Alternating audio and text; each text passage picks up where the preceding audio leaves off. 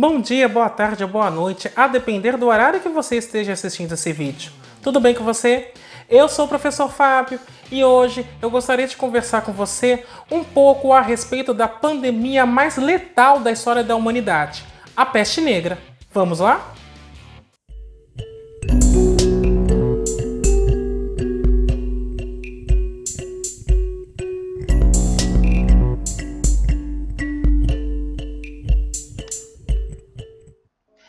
Antes de mais nada, eu vou pedir para que você faça o famoso cucocô.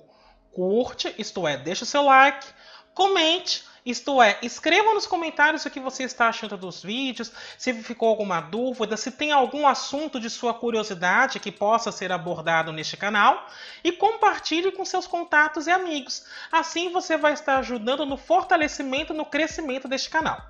Além disso, se você tem curiosidade a respeito da história das doenças e quer ver que o momento atual pelo qual nós estamos passando não é único na história da humanidade, então eu sugiro que você clique no sininho, se inscreva no canal e dessa forma, além de se tornar um matematiqueiro, você poderá continuar acompanhando os nossos vídeos, acompanhando a nossa conversa e, portanto, você continuará sendo informado.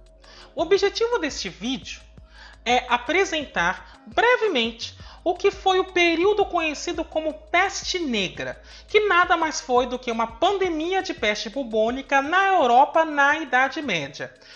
Como no vídeo a respeito da praga de Justiniano, eu não vou fazer juízo de valor a respeito das ações que foram tomadas naquele período. A ideia é que nós façamos um passeio histórico visando compreender como as coisas se deram. Inclusive, para que possamos continuar dialogando, eu sugiro a você que faça duas coisas. Escreva nos comentários, primeiro, se você acha que as ações tomadas pelas autoridades sanitárias, considerando o contexto, considerando a época, foram adequadas, e ainda, se alguma coisa que foi feita lá atrás é parecida com algo que está acontecendo hoje, enquanto enfrentamos a pandemia provocada pelo novo coronavírus. Dessa forma, nós poderemos continuar dialogando sobre pandemias e ampliando a nossa compreensão sobre esses eventos, que costumam ser cíclicos. Para iniciarmos o nosso passeio histórico, é necessário no primeiro momento conceituar onde ocorreu a peste negra. A peste negra foi uma pandemia de peste bubônica que ocorreu na Europa no século XIV. Como você pode observar pelo mapa europeu que está aparecendo para você, não havia muitos países na Europa naquela época. Na realidade, os primeiros estados estavam se formando neste período. É por isso que você tem grandes reinos divididos em grandes extensões.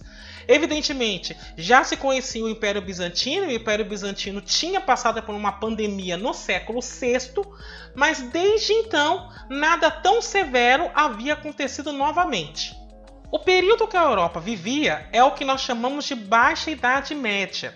A população crescia a um ritmo acelerado em virtude da melhoria de técnicas agrícolas, da relativa paz e ausência de invasões, devido ao declínio da escravatura e um extenso período de clima moderado, além do aumento da temperatura média. Então é necessário perceber que no século XIV, a Europa estava passando por um momento de relativa paz. A economia estava caminhando, a ciência estava avançando dentro da medida do possível e as pessoas estavam um pouco mais tranquilas porque as invasões bárbaras ocorridas desde o século VI começaram a diminuir. Isso, inclusive, estimulou a formação dos primeiros estados, a formação das primeiras monarquias.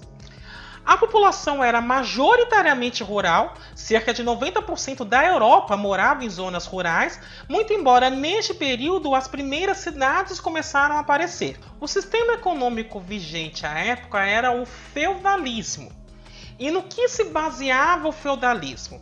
O feudalismo era um sistema baseado na posse da terra e ele tinha o seguinte funcionamento de maneira bem grosseira. Você tinha a existência do senhor feudal, que era uma pessoa que tinha uma grande extensão de terra. Este senhor feudal morava num castelo e ele contratava para sua defesa cavaleiros ou vassalos. E a relação comercial que havia era a seguinte: em troca da defesa do castelo do senhor feudal e daquela extensão de terra, o senhor feudal cedia um pedaço da terra para o cavaleiro. Este pedaço da terra era chamado de feudo, daí o feudalismo. Ao longo da história, esse sistema começou a funcionar como pirâmide. Então você tinha senhores feudais que contratavam vassalos e, ao mesmo tempo, este senhor feudal era vassalo de um rei. Ocorre o surgimento dos primeiros estados influenciados fortemente pelo clero pertencente às igrejas, e além disso é observada neste período uma campanha religiosa chamada de cruzada. As cruzadas acontecem com o intuito de combater os muçulmanos instalados na Europa, em particular na Espanha, bem como objetivavam deter o avanço destes muçulmanos sobre o Império Bizantino. Do ponto de vista cultural, há um debate intelectual fomentado pelos nominalistas e realistas a respeito da universalidade. Nominalista é um grupo cuja corrente de pensamento pregava a inexistência de verdades universais. Em outras palavras, eles não acreditavam na universalidade nem no plano das ideias e nem no plano material. Já os realistas é um grupo cuja corrente de pensamento acreditava que a verdade era um elo de ligação entre a crença pessoal e aquilo que era observado. Portanto, para este grupo, a verdade existe e ela serviria como uma ligação entre o que eu acredito e aquilo que de fato eu observo.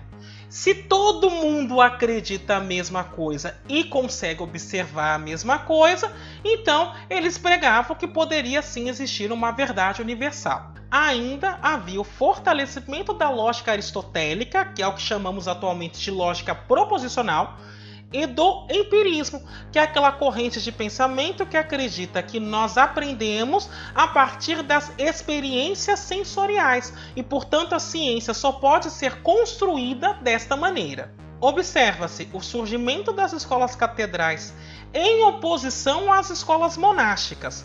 As escolas monásticas eram fundamentalmente criadas para formar monges e tinham um viés muito mais religioso. As escolas catedrais, num primeiro momento, foram concebidas para a criação de corais para a igreja. E elas levam esse nome porque eram escolas anexas a catedrais. Posteriormente, com o final da Idade Média, o escopo de estudo dessas escolas amplia e elas vão dar origem ao que nós chamamos hoje de universidade. Há uma tentativa de unir a filosofia e a teologia naquilo que chamou-se de escolástica, objetivando sistematizar a verdade e a razão, numa tentativa de perpetuar o poder do conhecimento por parte da Igreja. Já na literatura, nós temos o gênero escrito para o público letrado fora dos meios acadêmicos, e essa literatura se pautava basicamente em crônicas e grandes narrativas seculares e religiosas. Quando eu digo grande narrativa secular, eu estou dizendo uma história que não tem um caráter religioso, que não possui um caráter teológico. Você também observa nesse período o impulsionamento do direito enquanto ciência e a adoção do sistema de numeração decimal, bem como a introdução da álgebra. Ainda você percebe alguns avanços astronômicos, bem como inovações econômicas. Em particular, é perceptível que as técnicas agrícolas melhoraram muito, bem como o comércio marítimo. Por fim, nós vemos também um incremento do poderio militar, porque os primeiros estados precisavam se defender de alguma forma, e também vimos o sectarismo religioso, que em última instância vai ser combatido com aquilo que se chamou de Inquisição. É neste cenário, então, que chega uma nova doença. E na realidade, neste caso, não é chegar, é retornar. A peste negra foi uma pandemia de peste bubônica. É bom lembrar que peste bubônica já tinha aparecido no século VI, quando foi chamada então de praga de Justiniano. No caso europeu, a pandemia de peste bubônica foi chamada de peste negra, E o pico dessa doença se deu entre os anos 1347 e 1351. Acredita-se que ela tenha surgido na Ásia Central e tenha se espalhado com o auxílio da Rota da Seda.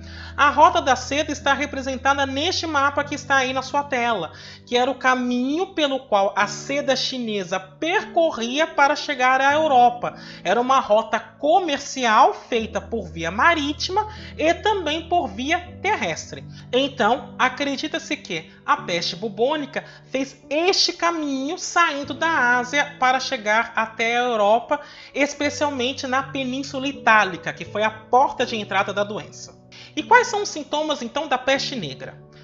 Bom, sintomas observados e registrados historicamente são dores locais no abdômen ou nos músculos, tosse com sangue, calafrios, fadiga, febre ou mal-estar, diarreia, náusea ou vômito, catarro, delírio, dor de cabeça, falta de ar, gânglio linfático inchado e sensível, que é o que nós chamamos de bulbos, pus ou sangramento. Perceba que o conjunto de sintomas descrito é bem mais amplo do que aquele que foi observado na praga de Justiniano. E, em particular, eu quero destacar o que é um bulbo. Um bulbo é um inchaço de um gânglio linfático que fica visível, como na perna deste contaminado. E é justamente por isso que a doença chama, num primeiro momento, peste bubônica, porque ela causa o aparecimento de bulbos. Existem outras informações interessantes a respeito da doença que valem a pena ser descritas aqui. A primeira coisa que precisa ser informada é que a medicina não era desenvolvida no século XIV, porque havia uma visão religiosa que atribuía a doença a uma dádiva divina. Portanto, ficar doente era uma bênção de Deus. Nesse sentido, a medicina não era estimulada entre a população daquela época. Inclusive, os médicos pouco conheciam do corpo humano. Noção de higiene havia nenhuma. Anestesia era algo que ninguém usava. Então a medicina era muito incipiente. A forma de transmissão inicial foi através de pulgas contaminadas de roedores, assim como na praga de Justiniano, ou seja, você tem um roedor que é contaminado pela bactéria Yersinia pestis, e aí este roedor contém pulgas, essas pulgas são hematófagas, ou seja, se alimentam do sangue desses roedores, e quando esses roedores morrem, ela procura um outro hospedeiro. Ao encontrar o humano, ela pica o humano e ele se contamina. O tempo de incubação observado da doença é de 3 a 7 dias e, como eu disse, ela é causada pela bactéria Yersinia pestis, identificada somente ao fim do século XIX pelo médico franco-suíço Alexandre Yersin, daí o nome Yersinia pestis. Só que aqui há uma diferença entre a peste negra e a praga de Justiniano. A praga de Justiniano registra somente a peste bubônica. A peste negra registra uma evolução. Em outras palavras, se eu estivesse jogando videogame, é como se a praga de Justiniano tivesse passado de fase. E a coisa se complicou muito no caso da peste negra. Quando a peste negra chegou, ela chegou na sua forma bubônica. Então ela causava bulbos e estava vinculada aos roedores e às pulgas desses roedores. Portanto, num primeiro momento, as pessoas controlaram a doença nas regiões costeiras. Porque o que acontecia? Os navios vinham carregados de ratos, esses ratos estavam contaminados e quando eles atracavam, a doença chegava. Como até então a transmissão dependia essencialmente da existência de ratos, as regiões costeiras foram isoladas e a doença passou a ser controlada num instante inicial. Só que a peste bubônica evoluiu para aquilo que a gente chama de peste septicêmica. E aí, ao invés de atacar somente o sistema linfático, ela cai na corrente sanguínea. Quando a pessoa está na peste septicêmica, aparecem manchas negras no corpo dela. E daí vem o nome peste negra. Por fim, há uma evolução dessa peste septicêmica para a peste pneumônica, que é quando a bactéria se aloja no pulmão do infectado, e inclusive é a forma mais letal da doença. O grande problema é que quando os primeiros casos evoluíram para a peste pneumônica, a doença passou a ser transmitida pelo ar, de maneira muito similar ao que ocorre com a Covid hoje. Portanto, o que tudo indica é que, apesar de ter sido causada pela mesma bactéria, a peste negra foi causada por uma linhagem diferente daquela que causou a praga de Justiniano, considerando as complicações que foram observadas. Para combater a doença, os senhores feudais à época tomaram algumas medidas. A primeira foi a adoção de quarentenas. Então a população sadia ficou em casa e ela só saía quando necessário, e aqueles que eram mais ricos mudaram dos vilarejos que moravam e se isolaram. Com isso, houve uma melhoria nos hábitos de higiene pessoal, como o aumento do número de banhos. Vai parecer um negócio muito esquisito que eu vou te falar agora, mas, por exemplo, entre os monges ingleses era comum tomar apenas 2 banhos ao ano. Um antes da Páscoa e outro antes do Natal. E isso porque eles estavam tomando banho em excesso. Então vocês imaginam que cheiro agradável ficava nas cidades. Além disso, houve a suspensão de ritos funerários e cortejos fúnebres de maneira similar ao que aconteceu na praga de Justiniano, e aqui houve a troca do costume de enterrar os mortos por cremação. Inclusive, é neste momento em que você melhora os hábitos de higiene pessoal que se começa a pensar no saneamento das cidades, muito embora isso não tenha ocorrido de maneira sistêmica. Ainda, para combater a doença, algumas pessoas rezavam, porque se atribuía a doença a algum desígnio de Deus, e aqui há também uma diferença com relação à praga de Justiniano, porque os mais pobres recorriam a curandeiros cristãos naquela época, que faziam a quirotesia, que nada mais é do que a imposição das mãos, na esperança de que houvesse alguma manifestação do Espírito Santo. Contudo, essa prática passou a ser vista como demoníaca no período da Inquisição. Portanto, os curandeiros cristãos começaram a se esconder. E aí sobrou para os mais pobres rezar. As pessoas mais ricas buscavam médicos que visavam combater o miasma, ou seja, o mau cheiro que imperava justamente pela ausência de banhos, fazendo tratamentos que, por vezes, consistia em perfumar o local onde o infectado se encontrava. Então a ideia era deixar o local onde o doente estava mais saneado, mais bem cheiroso, porque acreditava-se que a doença poderia se propagar pelo mau cheiro. Socialmente falando, a peste negra devastou a Europa. A população mundial era de 450 milhões de habitantes. A estimativa é que morreram de 75 a 200 milhões de pessoas. Ou seja, no pior cenário, quase metade do planeta morreu. Houve uma crise econômica violenta pós-pandemia, porque muitos trabalhadores morreram, não tinha quem trabalhasse mais, e isso levou a uma elevação dos salários. Inclusive, os proprietários de residências foram pressionados a substituir os aluguéis devidos por serviços, porque as pessoas não podiam mais pagar o aluguel. Então começou-se a fazer uma troca de, ao invés de dar o dinheiro do aluguel, a pessoa oferecia algum serviço braçal para o dono da casa em que ele morava. Alguns historiadores acreditam que esta queda populacional foi responsável pelo reflorestamento de algumas regiões, o que pode ter acarretado um resfriamento do planeta, conhecido como Pequena Era Glacial. Então acredita-se que a falta de humanos permitiu que a Terra se recuperasse de alguma maneira. Mas uma outra consequência que é preocupante é que o fanatismo religioso aumentou muito. Porque, veja, as pessoas rezavam para se salvar, acreditando que a doença tinha algum desígnio divino. Logo, elas começaram a procurar culpados para o enfurecimento de Deus. E aí, culpado é que não faltou. Eles atacaram frades, mendigos, peregrinos, muçulmanos, leprosos, homossexuais e ciganos. Em particular, os judeus foram o maior bode expiatório da doença e eles foram acusados de envenenar os poços de água e foram atacados. Aqueles que sobreviveram aos ataques fugiram para a Polônia, onde foram muito bem recebidos pelo rei da época. E é neste momento que a comunidade judaica começa a habitar a Polônia. Isto posto, eu queria apresentar algumas curiosidades a respeito da peste negra. A primeira é com relação ao médico da peste. A imagem mais comum do médico da peste é essa que está aí na sua tela. Uma pessoa com uma vestimenta que parece uma batina, com uma lanceta na mão e uma máscara que tem um bico parecido com os de pássaros, além de um chapéu.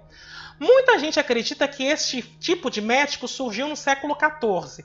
Na realidade, este médico com essa vestimenta só apareceu no século XVII, que também foi marcado por uma pandemia de peste bubônica, e é este momento que se marca o início do uso de máscaras para prevenção de contágio. Em particular, eles adotavam essa máscara com um bico de pássaro porque novamente se acreditava que peste bubônica era transmitida pelo mau cheiro. Portanto, esse bico era banhado de perfume, de água floral, e acreditava-se que o ar, ao entrar por esse bico, seria purificado. Daí a existência do bico.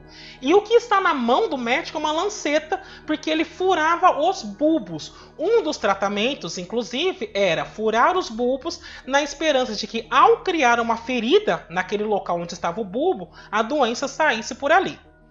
A peste bubônica apareceria outras vezes, e acredita-se que a peste negra tenha sido responsável pela aceleração do processo que culminaria no fim da Idade Média, porque a peste negra causou não só uma crise econômica, mas também causou uma crise social muito grande. Se antes as pessoas estavam preocupadas com a vida após a morte, após o trauma que a peste negra causou, elas passaram a se preocupar com a vida na Terra, e isso abalou o poder da igreja à época. Para finalizar nossa conversa, eu queria falar a respeito da peste bubônica no Brasil. E aí perceba que agora eu estou usando peste bubônica e não peste negra. É necessário fazer uma diferenciação aqui. Peste negra é o termo utilizado para a pandemia de peste bubônica na Idade Média. Então é um termo utilizado inclusive para caracterizar um período histórico. Portanto, não faz sentido em falar peste negra no Brasil. O que faz sentido é falar peste bubônica, que é a doença, no Brasil. A peste bubônica chegou ao Brasil no final do século XIX, no Porto de Santos. Nessa época já se conhecia o agente patógeno, ou seja, a bactéria já era conhecida, a principal forma de transmissão já se sabia e também havia uma vacina para a peste bubônica. E aí aconteceu o seguinte: num primeiro momento, os sanitaristas do Porto de Santos acreditaram se tratar de uma epidemia de febre amarela. Um primeiro sanitarista percebeu que havia algo de diferente na evolução dos mortos e detectou que era uma peste bubônica, e ele recomendou a quarentena. Os empresários locais então pediram revisão de diagnóstico. Aí o governo mandou mais um conjunto de sanitaristas que examinaram a situação e disseram: é peste bubônica. E aí o que o governo fez? Pediu mais exames. E aí chamaram mais sanitaristas, incluindo Oswaldo Cruz e Eduardo Chapeau-Prévost, e eles detectaram novamente que era peste bubônica. Foi só aí que o governo passou a agir para controlar a doença. Só que nessa hora a doença já tinha se alastrado para dentro do país. Em particular, é interessante ressaltar que foi por causa dessa epidemia de peste bubônica brasileira que o Instituto Butantan e a Fundação Oswaldo Cruz foram criados. Inclusive, a ideia era produzir soro para aqueles que foram infectados, porque estava em falta, afinal o mundo estava enfrentando uma pandemia de peste bubônica à época, e além disso, o preço era muito caro para importação. Então, uma das saídas do governo era produzir isso em solo nacional, e foi com este fim que foram criados o Instituto Butantan em São Paulo e a Fundação Oswaldo Cruz, que à época se chamava Instituto Soroterápico Federal, no Rio de Janeiro. Uma última coisa que precisa ser dita a respeito da peste bubônica é que ela não foi totalmente erradicada. Em algumas regiões da África ela se tornou endemia, e no Brasil em particular existem alguns focos naturais da doença em virtude dos roedores que habitam determinadas regiões. Esses focos se localizam no Nordeste, no Vale do Jequitinhonha, no Vale do Rio Doce e na cidade de Teresópolis, no Rio de Janeiro. Contudo, o último caso de peste bubônica identificado no Brasil foi em 2005 no estado do Ceará. Se ficou mais alguma dúvida, você já sabe o que fazer. Escreve nos comentários para que a gente possa continuar dialogando e, novamente, se inscreve no canal para você não perder nenhum vídeo. Bem, por hoje é só. Até a próxima.